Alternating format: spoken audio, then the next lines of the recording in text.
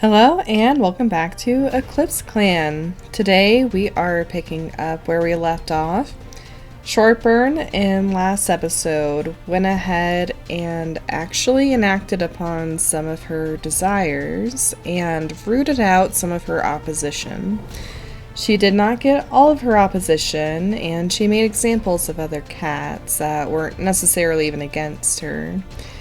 As such, the clan is very meek and is slowly learning to recover. We have quite a few sick, injured, and grieving cats. Shortburn also decreed that there is going to be a new rule, in that any cats that disappoint her, i.e. fail on their patrols, will be immediately exiled or killed, whereas cats that are injured will be able to recoup their energy, so they'll be able to recover directly from their injury or illness, no matter how long it takes. She doesn't want to lose any good warriors or supporters just for an injury that they incurred at her demand. At least for now. Shortburn has had quite a few winds change over the seasons, as her clan grows and expands, and the cats within it change as well. So that's where we currently are at. Many of the cats are cowed by her right now, and some are definitely questioning where their place in this clan lies. So we'll see how that ends up affecting everything. For now, we are going to be skipping over to Moon 66 though.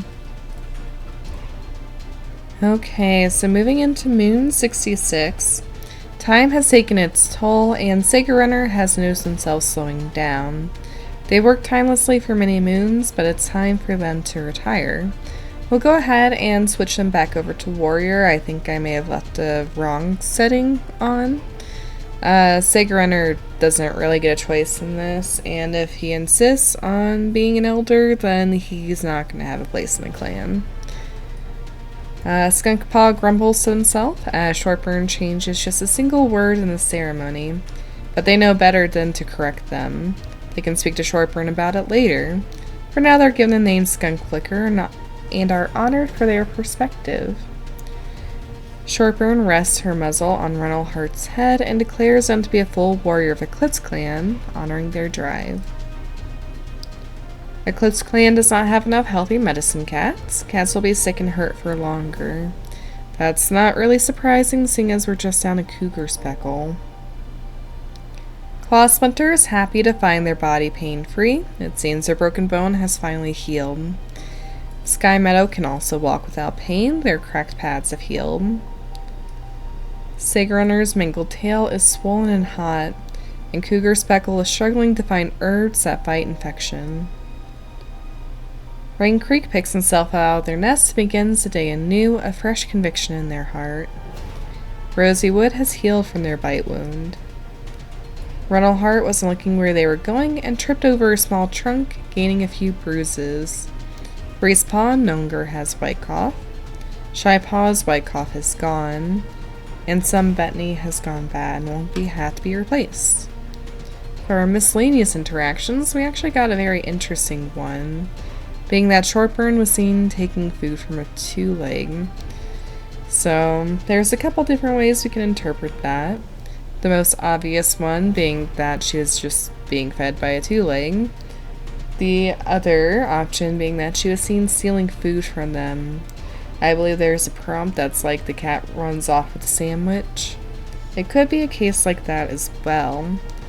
But how ironic would it be after Shortburn's Skern kitty pet weakness be seen taking food from a two-leg after all? So maybe it's projection. Maybe she's just trying to get a good easy meal. In either case, I don't think whoever found her doing that's going to be very pleased about it. Okay, Shortburn is currently eating some fresh kill, so she is definitely eating something, regardless of where she got it from. Sky Meadow is wondering what it'd be like to be leader. Cougar Speckle made a mess and is panicking. Jagged Acorn is feeling worried with all the high tension lately. It's always really interesting to see prompts like this in a challenge like this, just because it's almost like they're picking up on the actions that are occurring. And again, however many cats did just die last moon. Okay, so here's Skunk Flicker. He wants to speak to Jagged Acorn about something. He turned out to be strict and a formidable fighter. They were mentored by Sky Meadow, who influenced them to be more likely to make their own rules and behave erratically. When they graduated, they were honored for their perspective, doing so at 13 moons old. And then here's Runnel Heart, who is wondering how Freezepaw is doing. He turned out to be a vengeful and a good fighter, so both are good traits for this clan. He was mentored by Condor Fern, who influenced him to be more likely to put others at ease and have a positive outlook. When they graduated, they were honored for their drive. Okay. A very interesting prompts for Condor Fern to have, pushed Runnel Heart towards, just given her nature. But she is a good storyteller, so I suppose using words to your benefit is something that Condor Fern would be good at doing. Anyway, Runnel Heart did end up being vengeful and a good fighter, so more likely to act on actions and words, I think. Mingpaw is having a hard time keeping up, but is actually pretty advanced for his age, especially compared to his siblings. Okay, so here's Sega Runner. We'll go ahead and just switch them back to Warrior. As soon as you can keep up, you will be on the out, though. Okay. We'll go ahead and roll for the just general vibe of the clan after everything there. I added in some extra prompts that are going to have a much higher chance of being rolled, but there could also just be some usual neutral things in there as well. So we'll see what fate has dictated. Okay, so it looks like the generator has decided. Dandelion, Echo, and Shypaw are discussing Shortburn's slaughter. Both are awestruck by Shortburn's fierce show of power. So they both seem to be pretty firmly on Shortburn's side just from this. Of course, things can change. And being awestruck isn't even necessarily a good thing, or an endorsement, I suppose. It's just being surprised. But I will improve her relationship with both of them.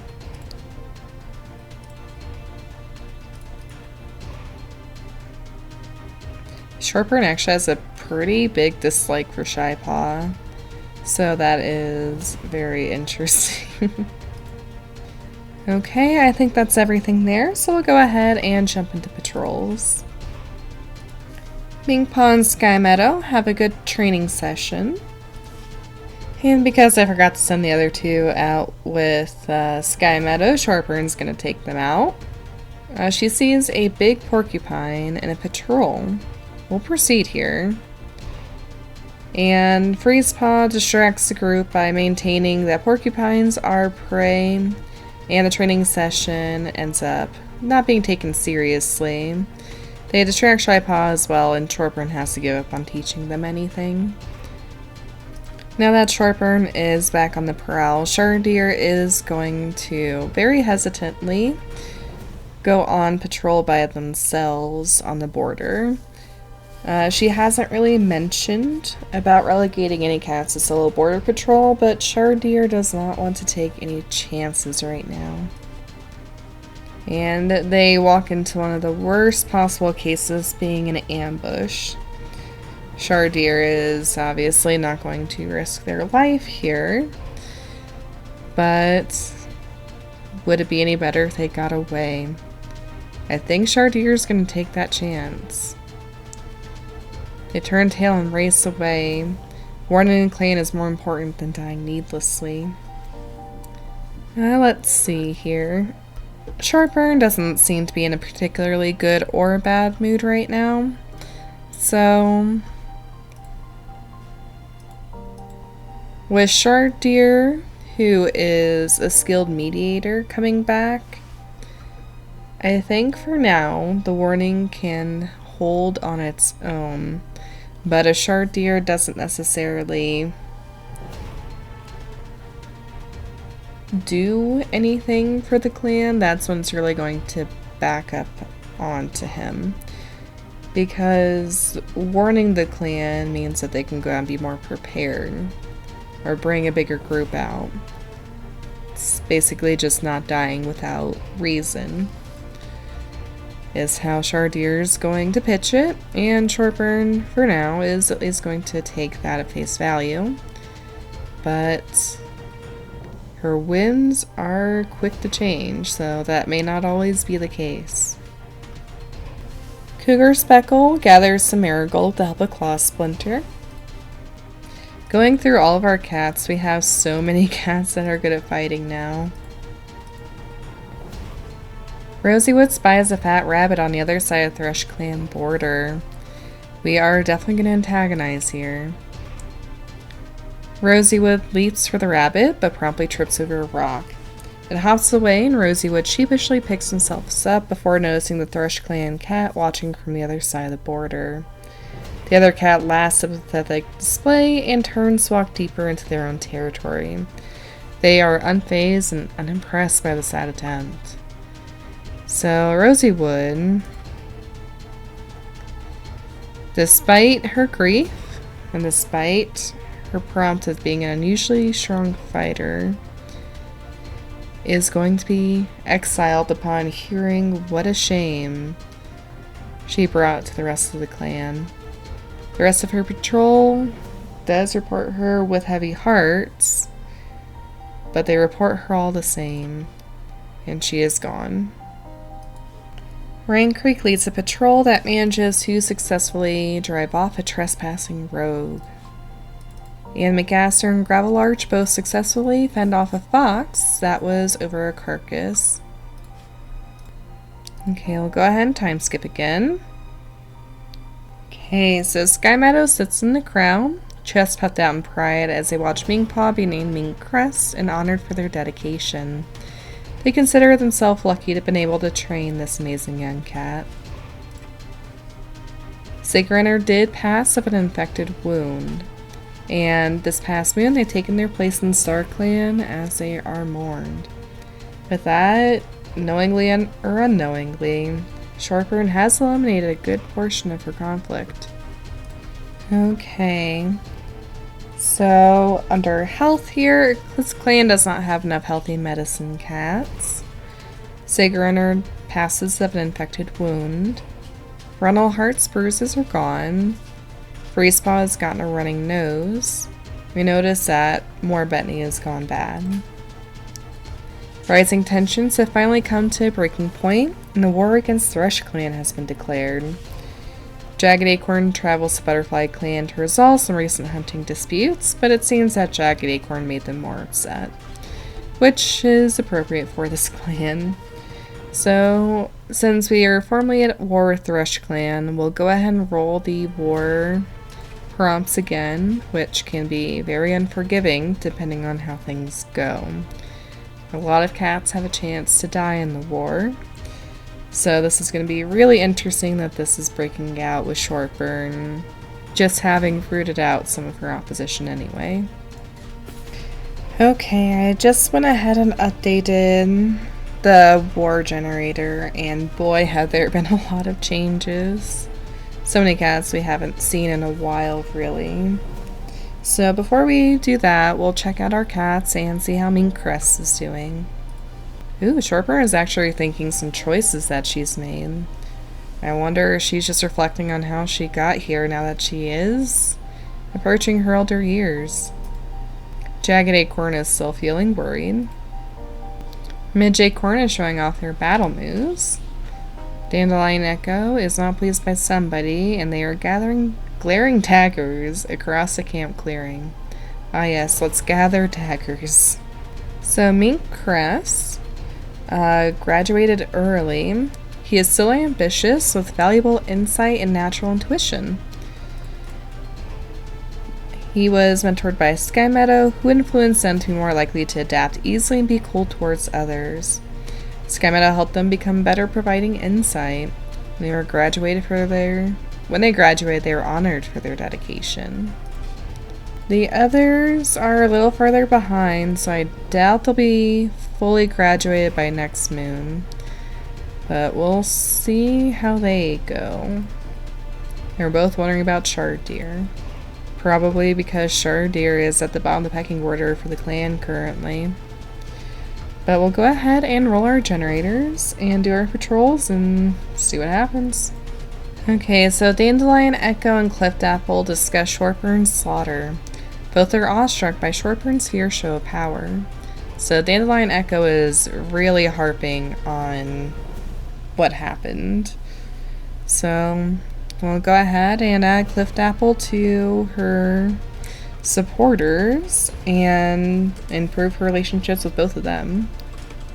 Okay, so Cloverpelt is surrounded by enemy warriors, bitten and clawed on their eyes and belly when they are found on EclipseClan's territory alone. So Cloverpelt probably comes back from either a solo hunting mission or just wanting to stretch their legs completely shredded along their face and side. Upon seeing this, Cougar Speckle ushers them into the medicine cat den, where they immediately are treated for bleeding infection. Shortburn is enraged upon seeing this, and is definitely going to send out some patrols to take revenge. But Cloverpelt will be sitting out these patrols this moon. Okay, I'll send Shortburn's family out for a training patrol. Sky Meadow suggests it's a good time to teach, but no one actually steps up.